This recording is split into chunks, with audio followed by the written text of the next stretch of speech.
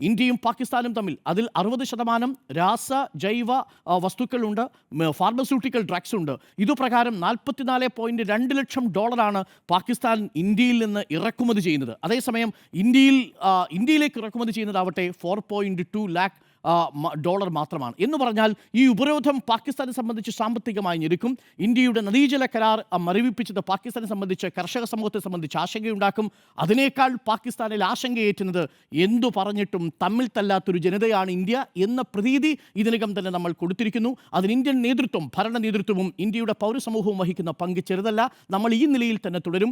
നാവികസേനയും കരസേനയും അലേർട്ടിലുമാണ് എന്നതാണ് ഏറ്റവും പ്രധാനപ്പെട്ട കാര്യം. അതുകൊണ്ട് എത്രമാത്രം ഇന്ത്യയെ പ്രകോപിപ്പിച്ചാലും, എത്രമാത്രം അസീം മുനീർ ആവട്ടെ, അതല്ലെങ്കിൽ ഖ്വാജ ആസിഫ് പ്രതിരോധ വകുപ്പ് മന്ത്രിയാവട്ടെ, ഹനീഫ് അബ്ബാസി ആവട്ടെ, ഇന്ത്യക്കെതിരെ എത്രമാത്രം മിസൈലുകൾ നിങ്ങൾ തിരിച്ചുവെച്ചു എന്ന് പറഞ്ഞാലും, നിങ്ങൾ സിന്ധു നദിയിലൂടെ ഇന്ത്യക്കാരുടെ രക്തമൊഴുക്കുമെന്ന് ബിലാവൽ ഭൂട്ട പറഞ്ഞാലും, ഇന്ത്യയിലെ പൗരസമൂഹം ഒരുമിച്ചൊറ്റക്കെട്ടായി നിൽക്കുക തന്നെ ചെയ്യും. ആ ഇന്ത്യ എന്ന രാജ്യത്തിൻ്റെ ആത്മാവിൻ്റെ 7 അയലത്ത് തൊടാൻ നിങ്ങൾക്ക് കഴിയില്ല എന്നതാണ് വാസ്തവം. 26 രക്തസാക്ഷികളുടെയും ജീവൻ നഷ്ടപ്പെട്ടത് വെറുതെയാവില്ല. ഇന്ന് പ്രധാനമന്ത്രി പറഞ്ഞ ആ വാക്കിങ്ങനെയാണ്, ന്യായ് മിലേംഗെ ന്യായ് മിൽക്കർ കരേംഗെ എന്നാണ് ഈ മൻ കി ബാത്തിൽ പ്രധാനമന്ത്രി പറഞ്ഞിരിക്കുന്നത്. നമ്മളതിൽ വിശ്വസിക്കുന്നു.